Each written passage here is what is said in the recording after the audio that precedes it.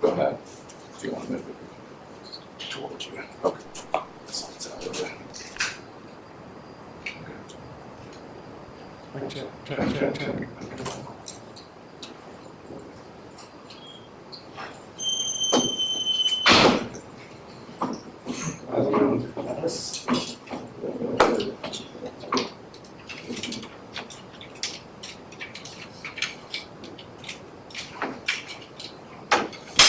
You're going to use that spot. I just right there, you know.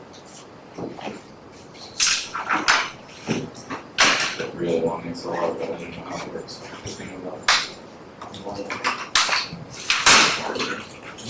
It's about so good.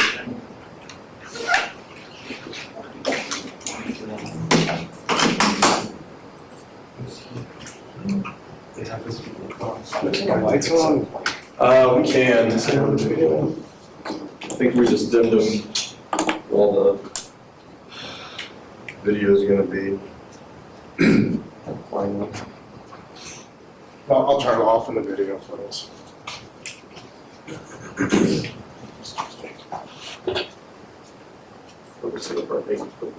It's just terrible. Obviously, it's hard to look at that.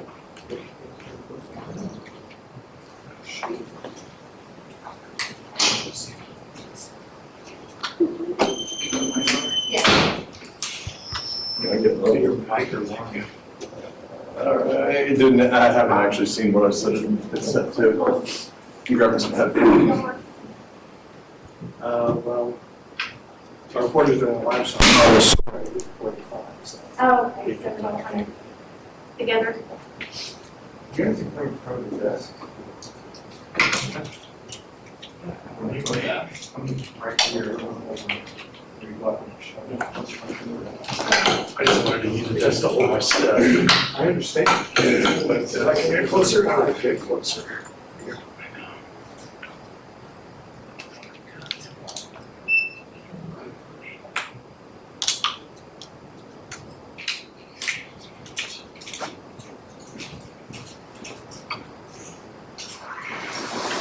Hey, it's Dakota. I have tank 3. I'm trying to get down the road. Do you see a live shot of like a big room? Yeah, don't go to it, just kind of, you know.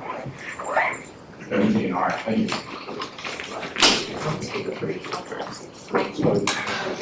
I've been there.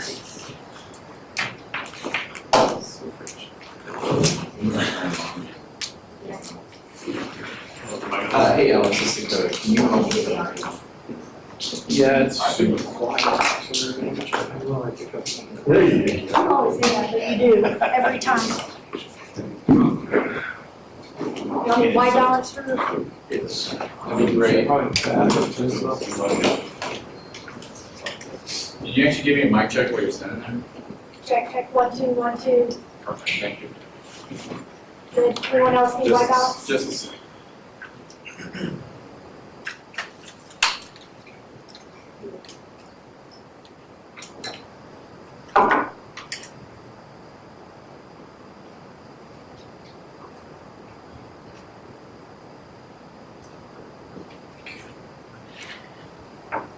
Check.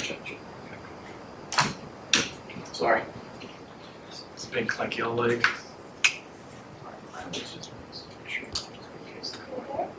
Show us my force, and my gene goes down. Oh, Thing in the middle. It's like, it's crazy actually.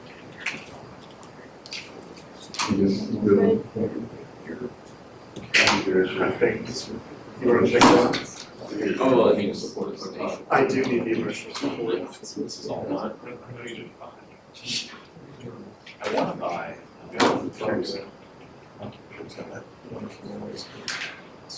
Hyperbad wants to speak. Everyone good? Camera, sound, all good? Yeah. Ready to start? Okay. First of all, I just want to thank all of you for being here. I know this was last minute. Chief Basie has been out of town this week for a conference, and he just got back in town. So he wanted to talk about this incident of a mass arrest situation on a street takeover that occurred last weekend. I am going to show a few videos regarding the incident, a couple of the promotional videos and other social media videos regarding this. After the videos, then Chief Basie will get up here and address the incident.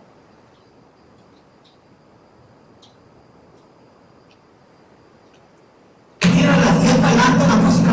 Ustedes somos sus compas, Vamos a invitarlos que este mayo 17 al gran festín de mi compa Roquichón. Va a haber unas megas coming de 7 a 9 y a partir de las 10 adelante la música en vivo, más aparte DJ. No se les olvide traerle una botellona a mi compa Rocky, mi compa. Nos vemos este mayo 17, mi compa. Y que se escuche machín de fuego.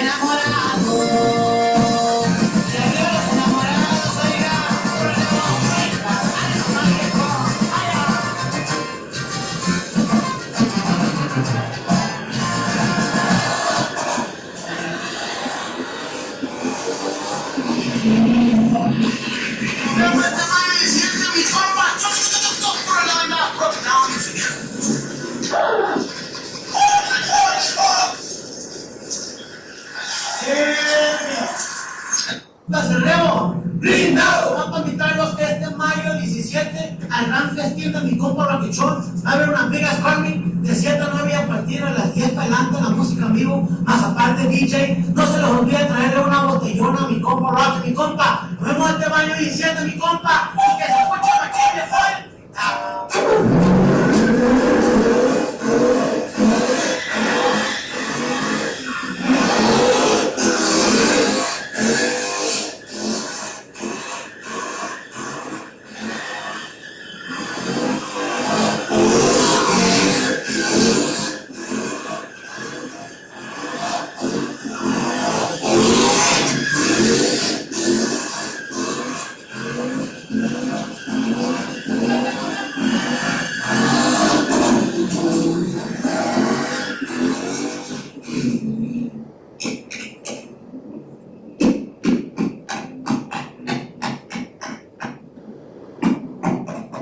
Somos sus compas, el rep.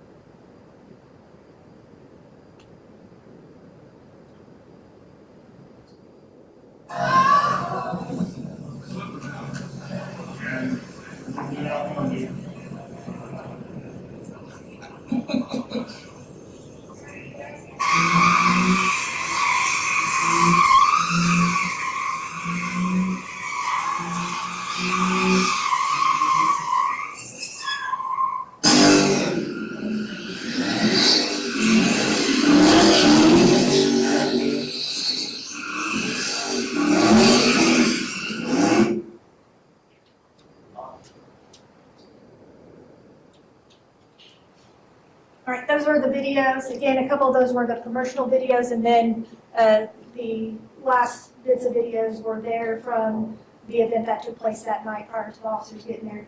I'll have Chief Basie come up and give you more information. First of all, thank each and every one of you for coming. I know this was last minute, but I definitely wanted the opportunity to speak to you about the incident. As Captain Littlejohn stated, I was out of town. But when things happen that concern the community, it's important for us to communicate and get the story and the facts out there. This was an incident that was advertised, and you just saw the video. And if you really pay attention to the video, at some point they're on a city street, and there are people standing in the middle, and they are practicing what I consider to be extremely reckless and dangerous vehicle tactics around people. And at the end of it, if you pay attention, there's the sound of what appears to be either real or replicated gunshots. And then the person in the video replicates that with a hand signal and with his mouth. And intent, I don't know, but at the end of the day, this has been advertised as a family event, a family fun event that was safe for everyone. Well, in our city, throughout the course of the last year, we've had too many incidents that resulted in tragedy. Coming on the heels of a Halloween party where I think 12 people were shot, we had weekends in Bricktown that I've had to stand and answer questions about because of shootings, and we've had to heavily enforce a curfew violation in Bricktown because we know when we have young adults unsupervised, there were spikes in violence. And that wasn't done to be punitive, that was done to keep them and other people safe. We're coming off the heels of a shooting in Midtown at the Collective, where someone got angry and pointed a gun and innocent people were hit. I don't think in this city it's sensitive, safe, or smart to advertise any event with gunshots in any way, shape, or form. And nor would I anticipate any parent condoning their children being at such an event. This is not a judgment on my part. It's just a hope that we as a community have the same feeling about keeping our children safe. Our core values spell I care. And we do. I definitely care. It is the police department that knocks on the door at 2 o'clock or 3 o'clock in the morning to tell a parent that they no longer have a child, they have a memory. It is the police department that sees young children carted off in handcuffs on their way to prison for the rest of their life or for a lengthy sentence for decisions they made with handguns.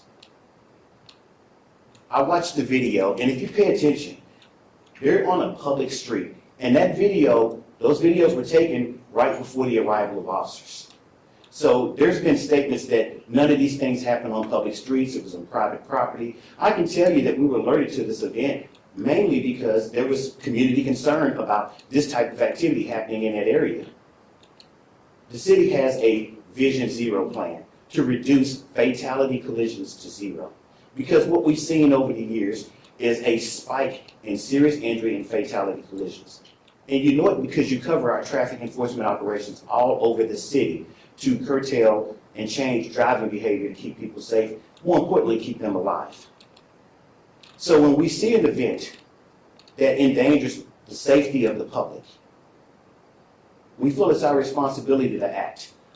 When I get asked how to prevent these violent episodes that occur in our city, the shootings, the stabbings, it's hard to be ahead of the curve. But when you have information or knowledge that something is going to happen, we feel a responsibility to act. So as for we target a specific group of people, that is absolutely false. We looked at an event that we thought was unsafe.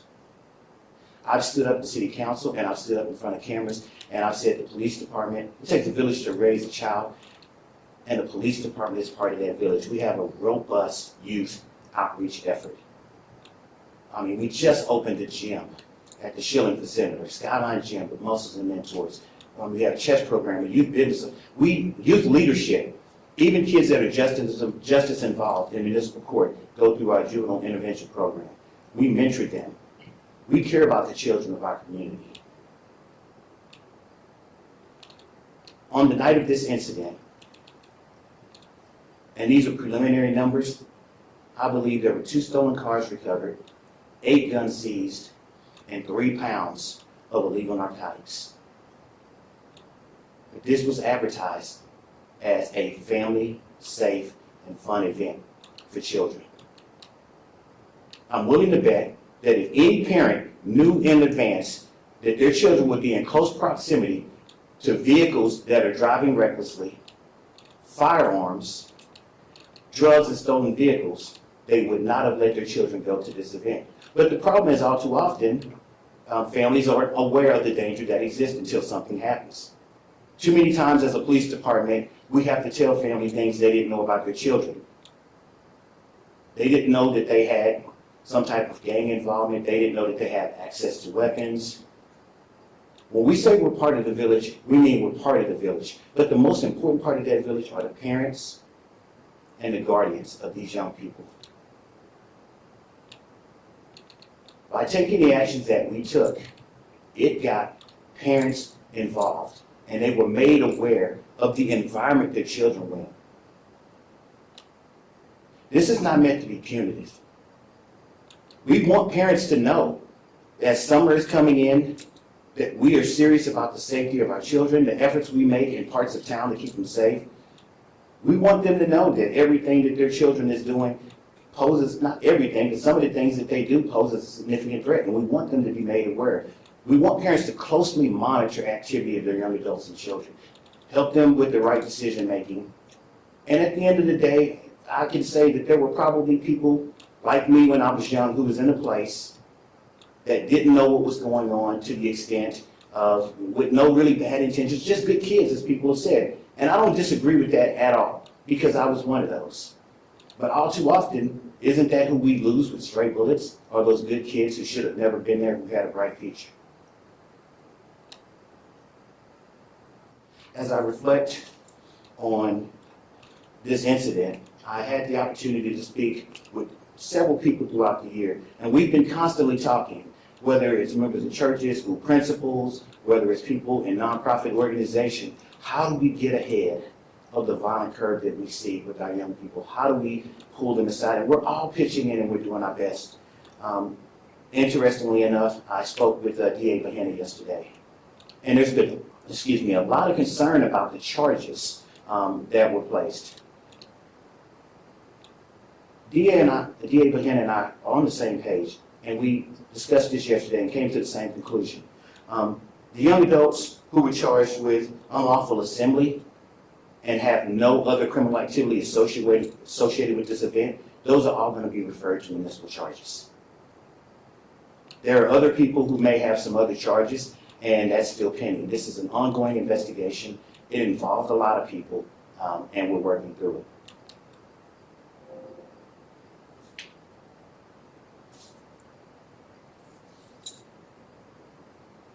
I want to say probably one last thing to you. We keep hearing a harmless event. If you pull up these events, street takeovers, we've done these before.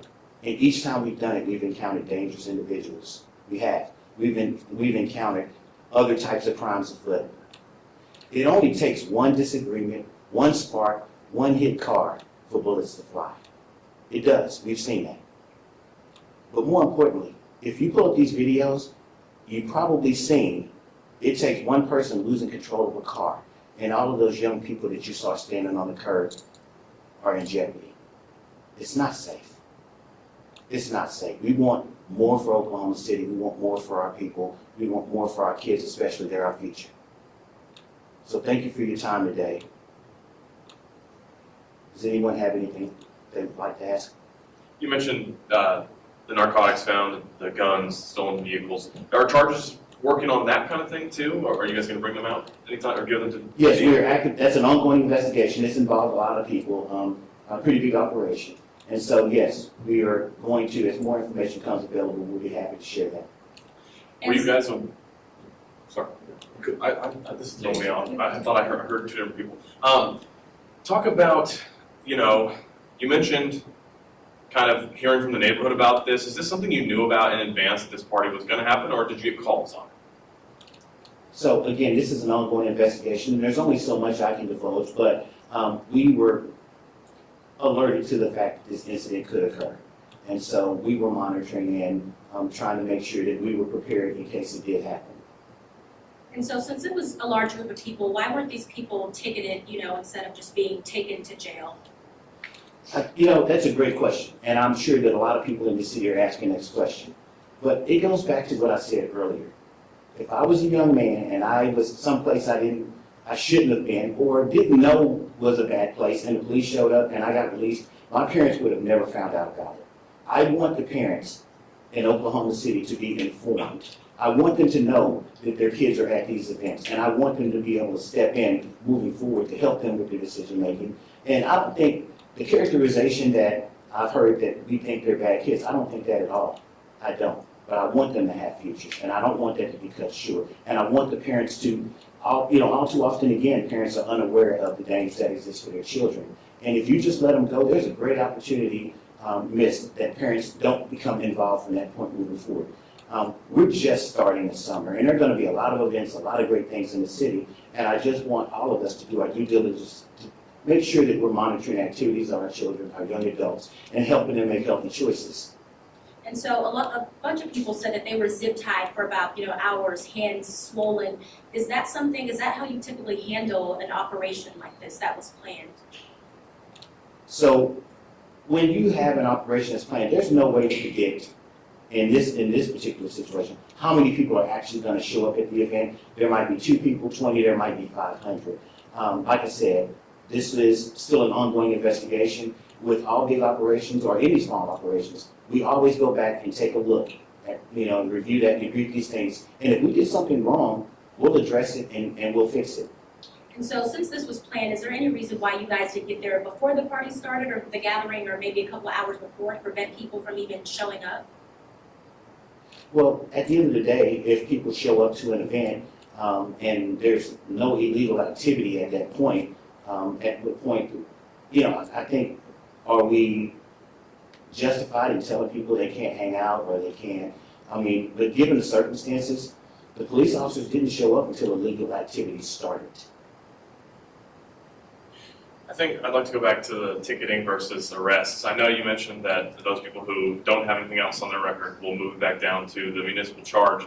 Is there any reason why you couldn't have figured stuff out like that? I know charges are hard to look up on scene, but I think it's not a far cry for me to say going to jail can be a traumatic experience. Did you feel like those kids who maybe didn't know what was going on, who now will get those charges dropped, did they need to go to jail to get that parent involvement that you're talking about?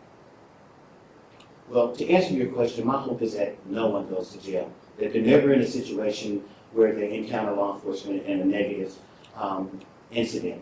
And at the end of the day, when you take this group of people to jail and you don't take that group of people to jail, are you discriminating first against this group versus this group? And we have to be very careful with how we treat people. And so everyone that was there pretty much got the same treatment. And so it's really easy to say, if you let that group of people, I promise you this group of people are going to have a valid complaint that we discriminated against them and we didn't treat them fairly as well. I guess I'm more curious if there's anything you thought you could have done to make sure that those kids who will now not be facing any charges didn't have to go to jail. Because if they get the charge that you're going to talk about with DA Vihenna, then they wouldn't have had to go to jail, at least at the discretion of the officers.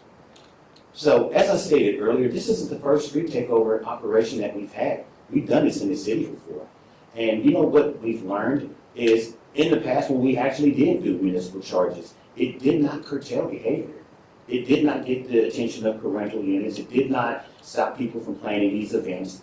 The people of Oklahoma City complain to us all the time about street racers, street takeovers. We had those last summer, if you recall, on the south side, just blowing through intersections recklessly, and we're fortunate that no one has been seriously injured or killed as a result of these things. But at the end of the day, our community has called out for us to address this reckless driving behavior that occurs at different times around the city. And so at some point we have to take a stand and say, we will not allow you to endanger the lives of our residents here in Oklahoma City, not for your entertainment, not for social media likes or clicks or views or any of that. Our residents are far too important to us for that. You say the municipal charges haven't worked. That's what they were telling me too, and this is kind of a crackdown on that kind of thing. Do you think 154 arrests, that will help the problem? Here's what I hope. This is Oklahoma City, and we talk about the Oklahoma standard. And for those of us that have been here from, the bombing to tornadoes to floods there's one thing about this community. We have scars, and we bleed together.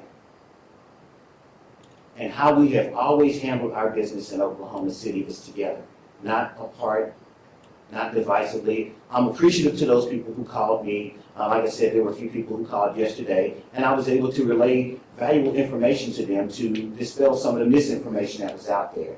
But that's the togetherness. My hope is moving forward that as a community, we take a stand and say that there's just certain things we won't allow in our community.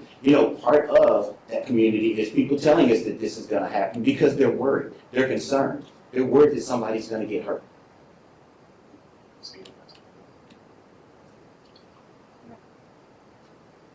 Different topic here. You did mention just a minute ago, talking about the collective shooting. Any update on that ever since then?